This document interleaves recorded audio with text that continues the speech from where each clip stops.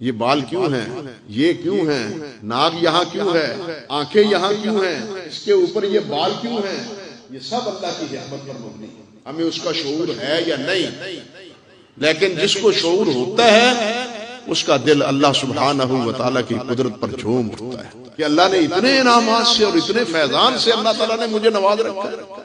تو اللہ سبحانہ و تعالیٰ کے انعامات ایسے اتنے ہیں کہ اللہ سبحانہ و تعالیٰ کی بندگی کی جائے، اللہ سے محبت کی جائے۔